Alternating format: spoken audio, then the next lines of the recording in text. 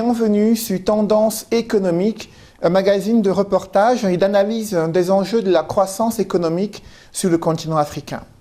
La transformation industrielle de l'Afrique passe par l'utilisation stratégique de la propriété intellectuelle dans un environnement mondial où l'exploitation de la propriété intellectuelle est un facteur de croissance économique et de mieux-être social.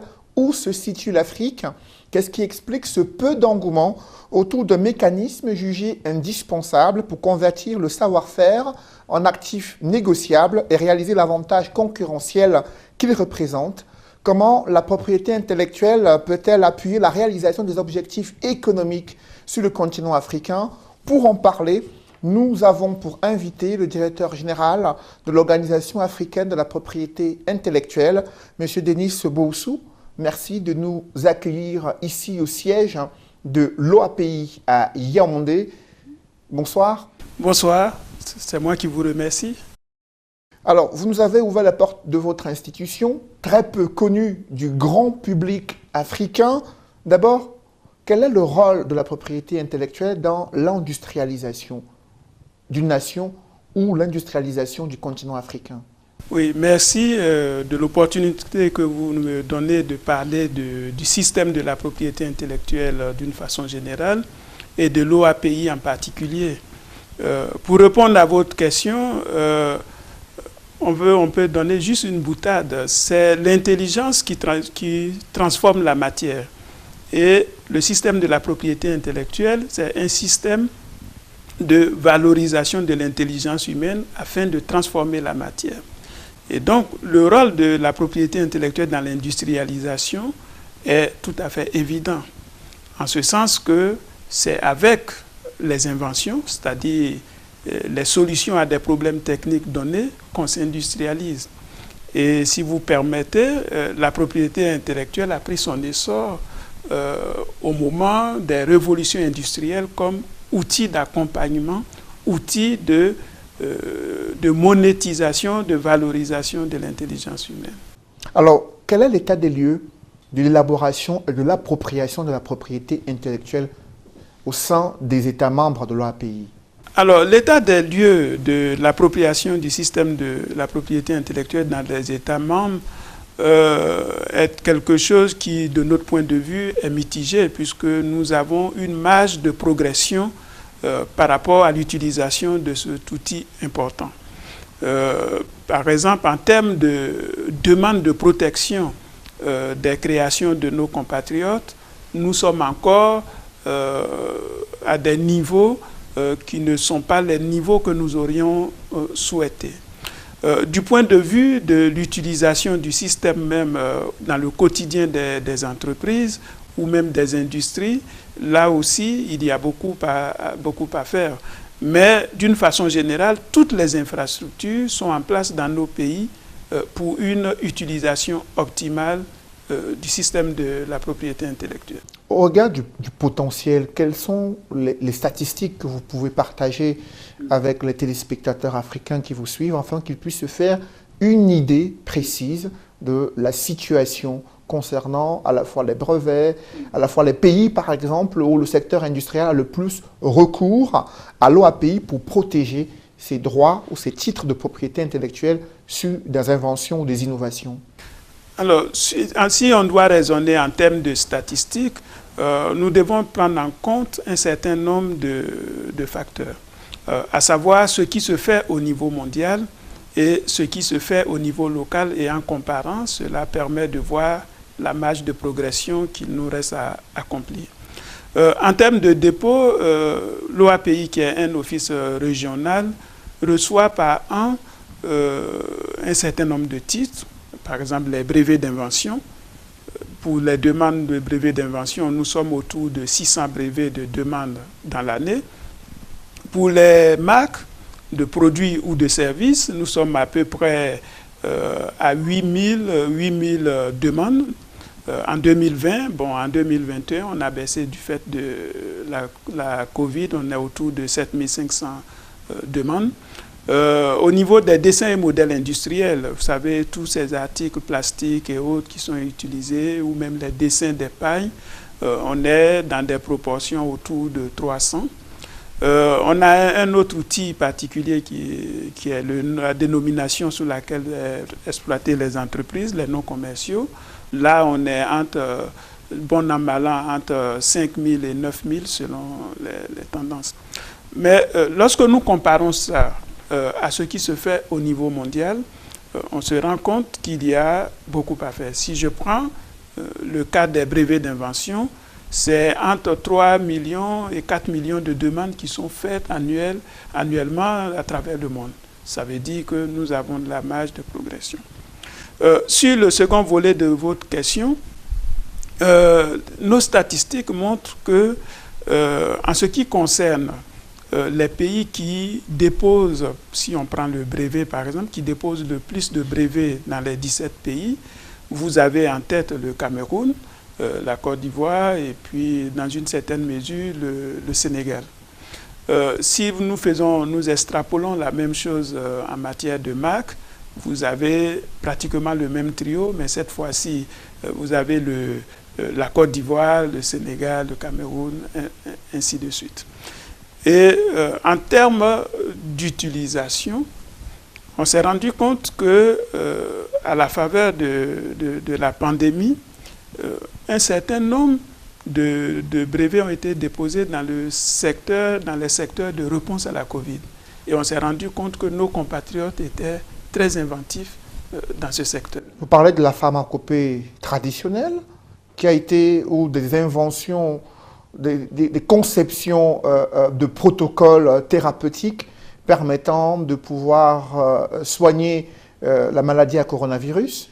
Oui, en fait, là, on a eu toute une variété, c'est-à-dire du point de vue, ce qu'on pourrait appeler globalement de médicaments, que ce soit des médicaments issus de la pharmacopée ou des médicaments issus de la médecine moderne, on a des demandes, mais aussi il y a des réponses telles que les appareils respiratoires, des outils de test, et tout ça, on a compris que nos compatriotes avaient de l'imagination et avaient besoin d'être soutenus.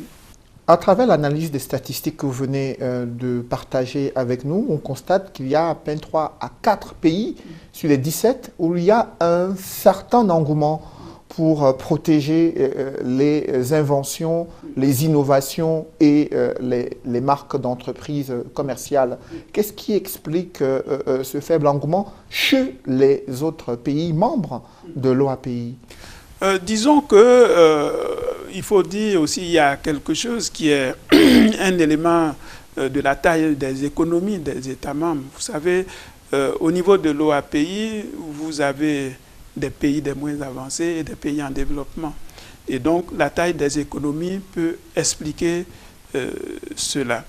Et on se rend compte que le niveau de dépôt de propriété intellectuelle est en corrélation directe avec la santé économique des États concernés.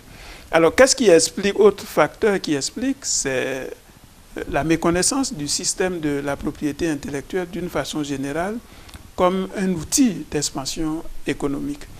Et à ce niveau, très peu d'opérateurs économiques utilisent, en tout cas font la démarche de protection, quand bien même ils utilisent des outils de propriété intellectuelle.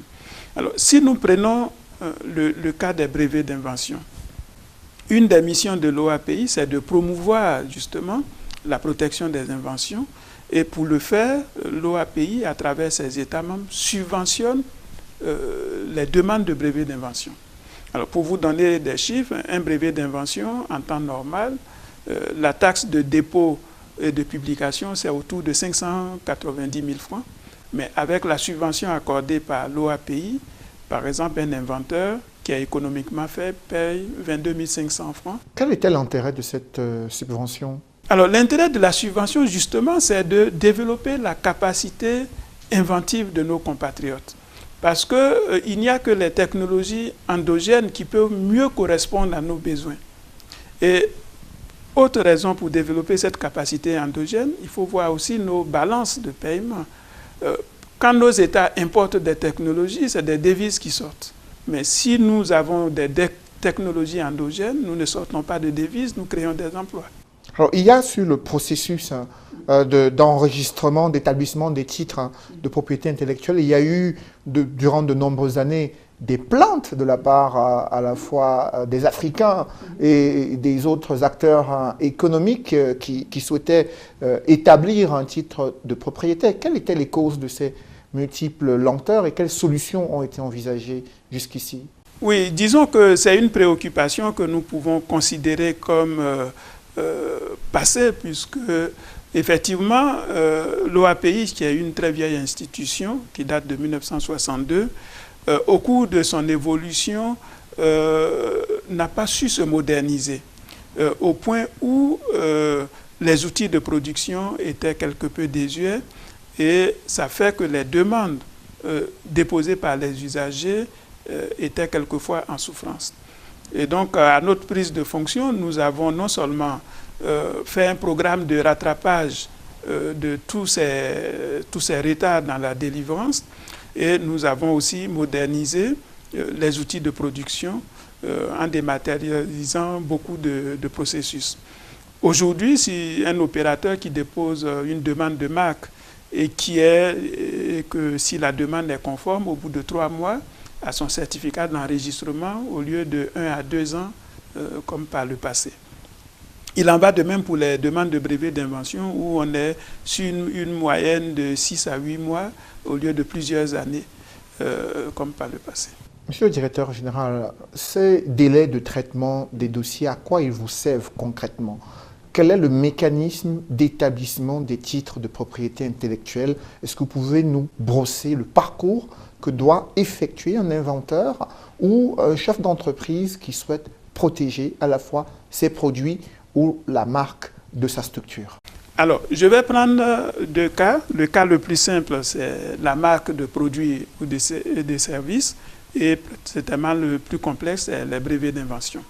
Alors, la marque de produits ou de services, en réalité, c'est un signe qu'un opérateur économique va apposer sur son produit ou sur son service pour pouvoir mieux le commercialiser. Et donc, le processus commence par la création du signe que vous souhaitez apposer sur le produit.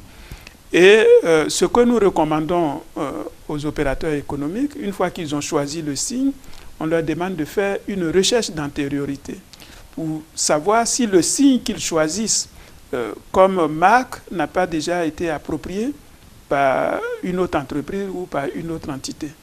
Maintenant, sa demande, lorsqu'elle arrive à l'OAPI, sa demande va passer par plusieurs étapes.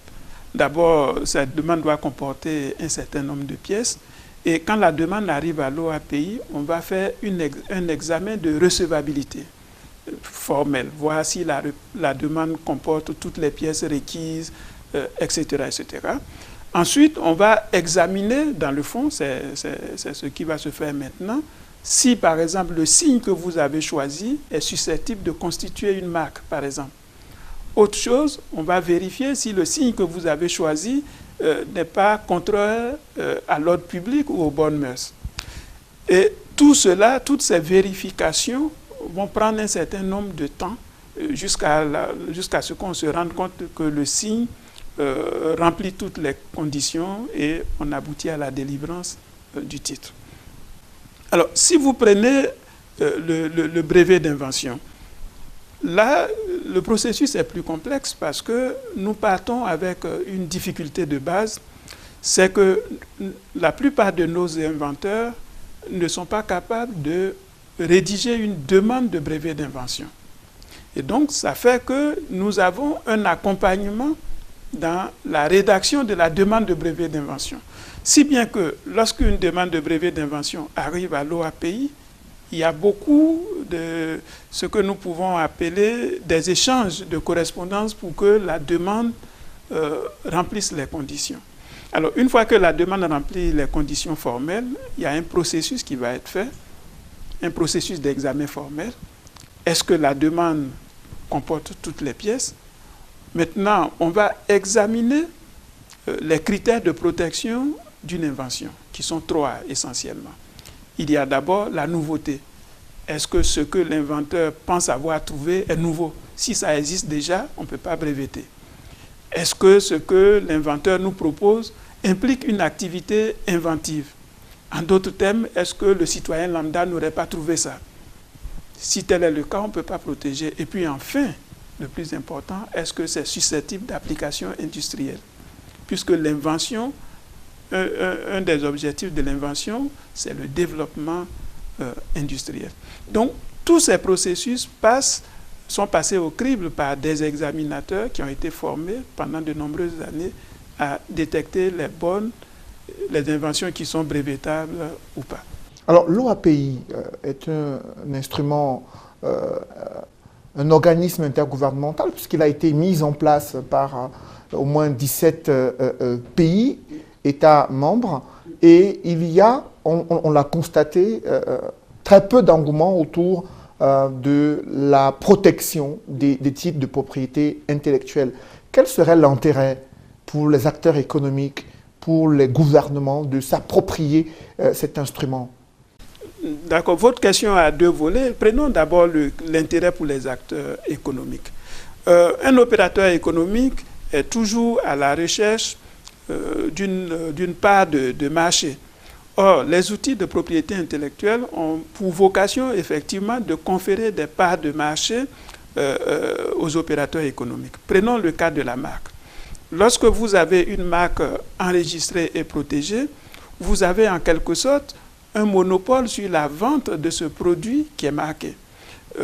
Nous n'avons pas le droit de citer des marques, mais si vous voyez les grandes marques des multinationales, parce qu'elles ont des marques qui sont fortes, elles ont quelquefois pratiquement 50% de parts de marché sur un territoire donné. Et donc l'intérêt économique pour un opérateur, c'est d'abord se constituer une part de marché, avec pour corollaire se protéger de la concurrence, parce que la part de marché qui vous est réservée par la propriété intellectuelle exclut les autres concurrents. Du point de vue des États, par exemple, pour ce qui concerne les États, l'intérêt ici, c'est l'utilisation de l'information technologique qui est contenue dans les outils de propriété intellectuelle. Si je prends le cas des brevets, je vous ai dit tantôt que par an, il y a à peu près 3 millions à 4 millions de demandes de brevets qui sont faites. C'est-à-dire, ce sont des solutions aux problèmes rencontrés par les hommes au quotidien. Et donc, si vous avez des solutions, en les utilisant, vous développez de façon, enfin, vous développez votre industrie en utilisant ces solutions. Monsieur le directeur général de l'OAPI, Monsieur Denis Boussou, il y a au sein de votre structure, durant les mois et durant l'année 2021, un climat social qui a été particulièrement tendu et qui a fait la une des journaux. Vous-même avez été suspendu par votre hiérarchie des accusations de malversation financière formulées contre vous. Aujourd'hui, vous êtes réhabilité, mais que s'est-il réellement passé et comment vous avez obtenu votre réhabilitation? Oui, merci. Vous savez, le dirigeant d'une institution intergouvernementale comme l'OAPI, que je suis, a une certaine obligation de réserve qui ne lui permet pas d'aborder beaucoup de sujets.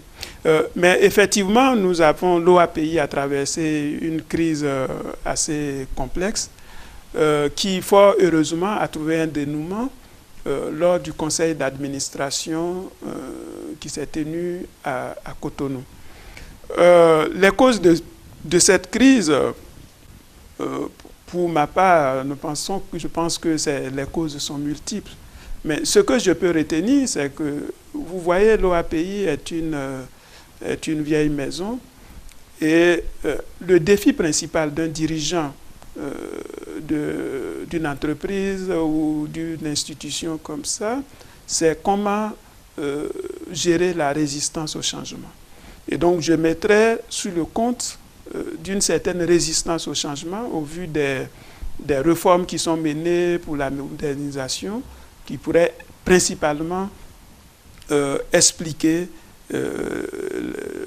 cette crise que nous avons traversée. Quant aux accusations, je crois que le conseil d'administration a eu l'occasion d'examiner leur pertinence ou pas et en a tiré les conclusions. Je n'étais pas dans le secret des dieux, je ne peux pas savoir, seulement que j'ai été notifié de reprendre mes fonctions. Et donc, vous permettrez que je ne rentre pas dans les détails. Pourtant, monsieur le directeur général, il y a eu un rapport d'audit ayant épluché la gestion entre 2018 et 2020. Et selon la presse, il y a eu des irrégularités, des inexactitudes. Le rapport final doit être présenté dans les tout prochains mois lors d'une session extraordinaire du conseil d'administration. Est-ce que vous êtes inquiet sur ces accusations qui persisteraient à votre encontre? Raison de plus pour ne pas développer davantage ce sujet, puisque les administrateurs ont convenu d'une session prochaine pour certainement réexaminer ce rapport. Mais il faut que nous comprenions, lorsque vous êtes dirigeant d'une entreprise ou d'une responsabilité, d'une entité quelconque, vous avez le devoir d'intégrer que l'audit est un outil de gestion. Et l'audit a pour fonction de mettre l'accent sur les points faibles et les points forts dans n'importe quelle organisation. Donc, on n'a pas à être particulièrement inquiet parce qu'il y a un audit qui est commandité, étant donné que la personne mise en cause aura l'occasion de donner son point de vue sur les points qui sont soulevés. Donc, je ne suis pas particulièrement inquiet. C'est un processus tout à fait normal lorsque on vous confie la responsabilité d'une organisation intergouvernementale. Et quel est votre bilan en termes de gestion financière, puisque c'est sur ce point précis que certains de vos détracteurs estiment qu'il y a des choses à revoir et à redire? Disons qu'en termes de bilan, nous avons un certain nombre de réalisations qui sont vérifiées, qui ont été certifiées, y compris la gestion qui a été décriée. C'est des chiffres qui existent. Nous sommes à la cinquième année de notre mandat. Les résultats financiers ont toujours été positifs et en croissance. Pour vous dire que, à ma prise de fonction, le résultat net de l'OAPI était autour de 950 millions. 2 ans plus tard, c'est-à-dire en 2019, on est passé à 1 milliard 860 millions. Et ce qui veut dire qu'il y a eu un effort considérable qui a été fait. Et si vous regardez bien, on ne peut que se féliciter d'un tel résultat qui va dans l'intérêt des États membres. Après votre réhabilitation, un comité ad hoc a été mis en place en décembre 2021 pour l'apaisement du climat social. Et entre-temps, il y a toujours des voix qui s'élèvent, qui estiment qu'il y a certaines décisions que vous avez prises depuis votre réhabilitation qui donnera le sentiment qu'il y a des règlements de compte. Est-ce que vous en voulez à certains de vos proches collaborateurs qui ont plus ou moins critiqué votre gestion? Oui, vous savez, lorsqu'on sort de ce genre de situation, il y a un certain nombre de facteurs qu'il faut prendre en considération. Il y a eu beaucoup de passion et souvent, il faut du temps pour que les cœurs des uns et des autres s'apaisent. C'est la raison pour laquelle j'ai demandé au personnel à plusieurs reprises de considérer que tout ce qui s'est passé est passé et que nous devons nous attacher à la mission essentielle de l'organisation qui est de délivrer des titres à nos inventeurs, à nos opérateurs économiques pour contribuer au développement. Et donc, pour ceux qui seraient inquiets de mesures de rétorsion ou de vengeance, je crois qu'ils peuvent s'apaiser. Ce n'est pas la conception de ma gestion de la chose publique. Monsieur Denis Boussou, au-delà de ce climat social, quelles sont les défis et les difficultés que rencontre l'OAPI dans l'exercice de ses activités? Alors, les défis, vous les avez abordés plus ou moins. Il s'agit d'un outil de développement important que nos États, nos compatriotes doivent se l'approprier. Et le principal défi, c'est d'amener effectivement les parties prenantes à utiliser cet outil d'expansion économique et technologique. Et donc, si on doit se focaliser sur ce défi, il y a ça. Maintenant, du point de vue interne, comme je l'ai dit tantôt, nous sommes confrontés à ce que nous pouvons appeler un risque de décrochage. À savoir que nous ne fonctionnons pas dans un environnement clos. Nous avons des offices qui fonctionnent partout ailleurs et qui respectent un certain nombre de normes de fonctionnement. Et si l'OAPI ne s'aligne pas sur ce qu'on peut appeler les best practices, en tout cas les meilleures pratiques ailleurs, nous allons décrocher et nous ne pouvons pas atteindre notre mission. Et c'est la raison pour laquelle l'appréhension du DG que je suis, c'est comment mitiger ce que je pourrais appeler la résistance au changement de la part d'un certain nombre d'acteurs impliqués dans la gestion de l'OAPI. Quand vous parlez de résistance au changement, vous faites référence à quoi concrètement et à quel aspect particulier? Alors, la résistance au changement, vous voyez, nous sommes partis d'un processus où on travaillait essentiellement sur du papier. Aujourd'hui, lorsque vous dites que ce soit à un agent ou à un opérateur économique que le titre que nous lui délivrons de façon électronique est aussi valable que le titre que vous lui délivrez sur le papier, il faut beaucoup de temps pour que les parties prenantes comprennent. Or, partout ailleurs, nos homologues en sont arrivés à ce point-là où les outils modernes permettent non seulement de baisser les coûts de production, mais d'aller plus vite dans la délivrance des titres. Monsieur le directeur général, au moment où l'Afrique migre vers la zone de libre-échange continentale, en quoi la propriété intellectuelle peut être un facteur clé de réussite et quels seraient les dangers si jamais ces aspects ne sont pas pris en compte? Alors, je vous remercie pour cette question vraiment très, très importante. Effectivement, l'Afrique a mis en place ou est en train de mettre en place une zone de libre-échange. Et donc, lorsqu'on parle de libre-échange, on parle de libre circulation des produits et des services. Mais en réalité, quand on parle d'un produit ou d'un service, ce sont des droits de propriété intellectuelle qui sont amenés à circuler. Un produit ne circule que par la marque qui est revêtue, de même qu'un service. Et donc, lorsqu'on parle de libre circulation, c'est la libre circulation des droits de propriété intellectuelle. Or, si la propriété intellectuelle n'est pas intégrée dès le départ dans la mise en place de ce mécanisme de libre circulation, ce mécanisme ne pourra jamais avoir lieu. Alors, pour ne pas être technique, je vous donne un exemple. Les droits de propriété intellectuelle sont fractionnés sur des territoires. Par exemple, si quelqu'un a une marque pour le territoire de l'OAPI, par exemple le Cameroun, cette marque ne sera pas valable, par exemple au Kenya, si la personne n'a pas fait de protection au Kenya. Or, si nous sommes dans un système d'abolition des frontières, la marque qui a été enregistrée ici au Cameroun devait pouvoir circuler au Kenya. Donc, s'il n'y a pas une harmonisation entre les règles de la propriété intellectuelle et les règles de la ZLECAf, les produits ne pourront pas circuler. Et c'est la raison pour laquelle l'OAPI s'est auto-saisie de la question et a commencé à accompagner ses États membres dans ce processus d'harmonisation entre les règles de la ZLECAf et les aspects qui touchent aux droits de propriété intellectuelle.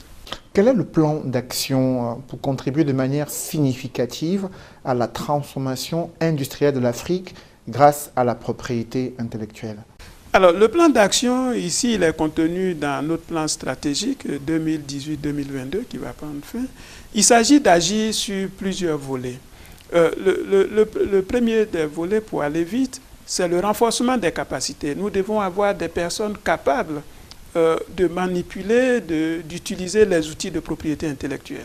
C'est par exemple le cas des ingénieurs qui sont dans la technologie. Pour ça, nous faisons un diplôme d'ingénieur brevet. C'est le cas des personnes qui sont dans la gestion des industriels. Nous mettons en place un diplôme de ce qu'on appelle la CAGES, un certificat d'aptitude à la gestion des droits d'auteur et des droits collectifs. Dans le domaine des indications géographiques, nous avons une formation, Africa GI Training, pour mettre à la disposition des États des personnes capables d'aller identifier des produits du terroir qui ont un certain potentiel.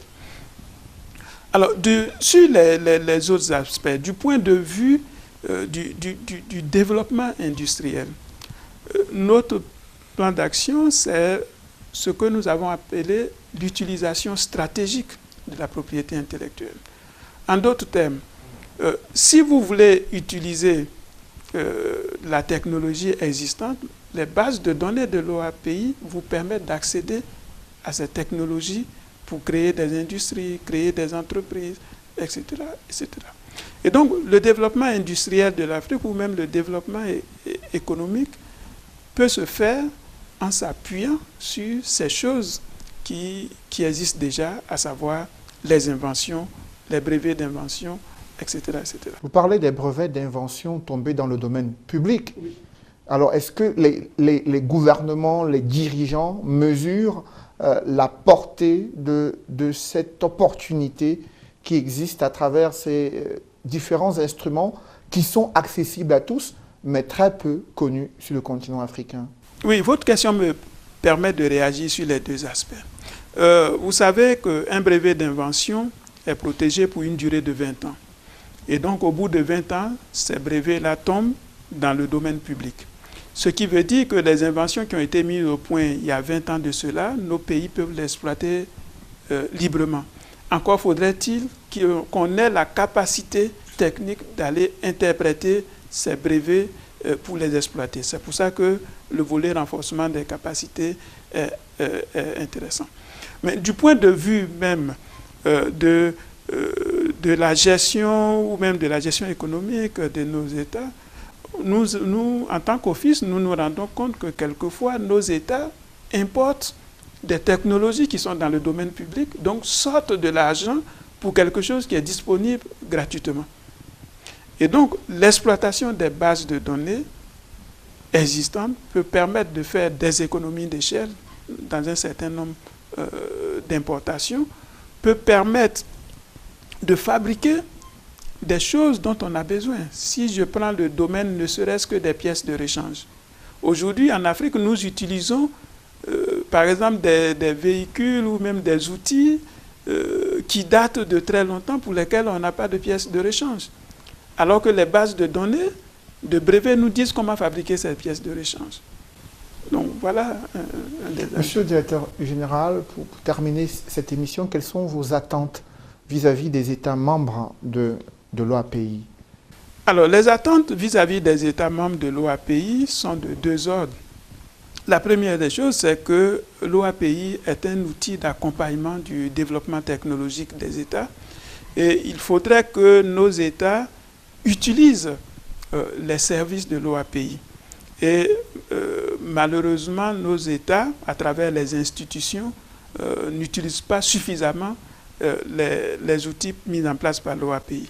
Juste un exemple. Chaque année, nous mettons à peu près 100 millions à la disposition des centres de recherche et autres pour financer un certain nombre de projets de recherche, mais nous recevons très peu de candidatures. Alors que c'est de l'argent qui peut leur permettre de faire des recherches qui peuvent être utiles pour les populations de nos États membres.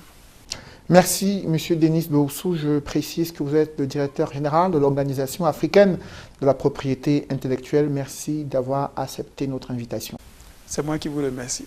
Mesdames, Messieurs, c'est la fin de cette émission. Merci de l'avoir suivi. Rendez-vous dans une semaine pour une nouvelle édition de Tendance économique.